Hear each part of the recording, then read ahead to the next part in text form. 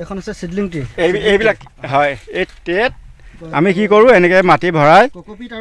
cocopeat আৰু ভাৰ্মি compost আছে ইয়াতে দিয়াৰ পিছত ইয়াতে এটা এটাকৈ গুটি দিয়াৰ পিছত আমি কি কৰোঁ ইয়াত দেখিছে চাং পাতা আছে আমি ইয়াতে মানে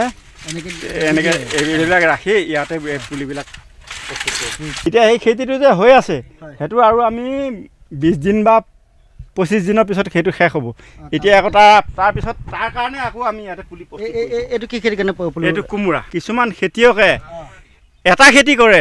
আমি সেইখিনি মাটিত 3টা খেতি কেনেকৈ কৰিব পাৰোঁ বাহিৰত থাকিলে যিটো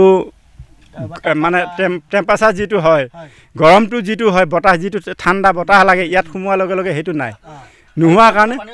নপৰে বৰষুণৰ পানীও নপৰে আৰু ঠাণ্ডা নালাগে মানে বতাহটো নালাগে এই কেউটা কাৰণত ইয়াত মানে পুলিটো ভাল হয়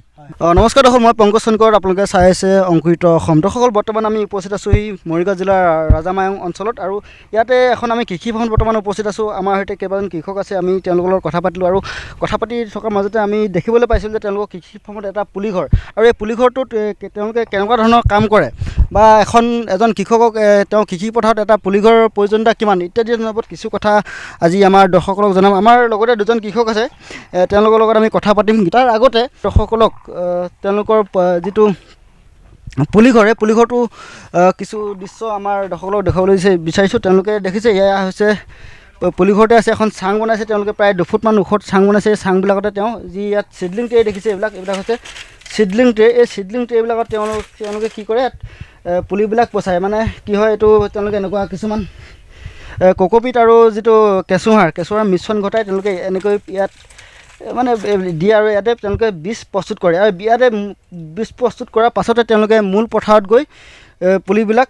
ৰোপণ কৰে ইয়াত পুলি প্ৰস্তুত কৰা মূলতে আছে ইয়াত খেতি কৰোঁতে তেওঁলোকে বানপানী হোৱাৰ কাৰণে ইয়াত তেওঁলোকে চাং পাতি লৈছে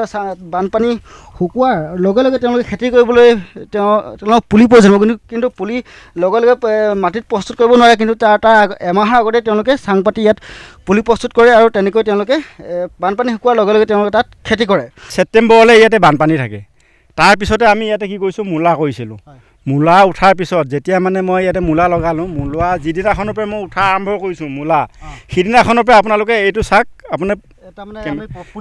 হয় ইয়াতে চাং আছে চাঙৰ ওপৰত আমাৰ কোকোপিট আৰু ভাৰ্মি কম্পোষ্ট দি তাতে মানে মিছল কৰি আমাৰ গিলাচ আছে মানে ইয়াতে আছে টেত মানে এটা এটাকৈ গুটি দি আমি তাতে গজাই ৰাখোঁ যেতিয়া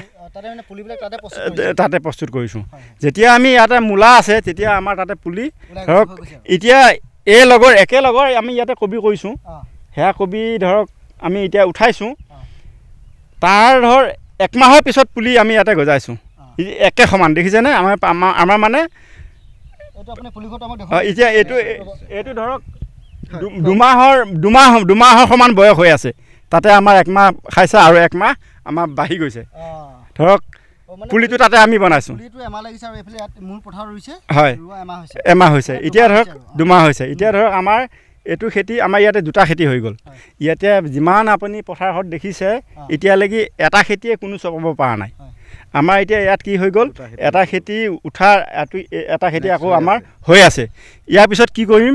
আৰু এইটো 10 দিনৰ পিছত ফুল আহিব এতিয়া আমি আকৌ তাতে গিলাচত এই ঘৰটোৰ ভিতৰত আপুনি চাবগৈ ঘৰটোৰ ভিতৰত আকৌ গিলাচত গুটি দিছোঁ বুজি পাইছেনে এইখিনি মাটিৰ কাৰণে তাৰমানে আমি এতিয়া কম দিনৰ ভিতৰত ধৰক 2 মাহ যিটো খেতি 3 মাহ লাগে আমি 2 মাহত কৰিছোঁ একেখিনি মাটিত 2 মাহত এটা খেতি আমি অঞ্চলত মানে যিটো আপুনি পুলিঘৰ আছে সেই পুলিঘৰটো মানে তাৰ বহুত হেৰি আছে আৰু ন মানে এই পুলিঘৰটোত আমি তাৰমানে কি কৰোঁ তাৰ মানে 25 দিন বা 1 মাহ আমি তাতে পুলিটো ৰেডি কৰি ৰাখোঁ পুলিঘৰটো চাওঁ কেনেকৈ ধৰণৰ আপোনালোকে কাম কৰি আছে আপোনালোকে যেতিয়া তাত মূলা খেতি কৰি আছিলে সেই মাটিখিনিত যি ঠাইত আপুনি কবি খেতি কৰিছিলে তাত মানে তেতিয়া মানে ইয়াত আপোনালোকে ইয়াতে আমাৰ প্ৰস্তুত কৰি আছে নহয় হয় সম্পূৰ্ণ দেখাই দি আছে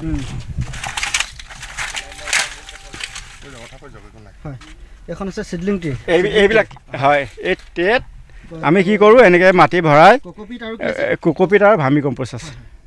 ইয়াতে দিয়াৰ পিছত ইয়াতে এটা এটাকৈ গুটি দিয়াৰ পিছত আমি কি কৰোঁ ইয়াত দেখিছে চাং পাতা আছে আমি ইয়াতে মানে এনেকৈ এইবিলাক ৰাখি ইয়াতে পুলিবিলাক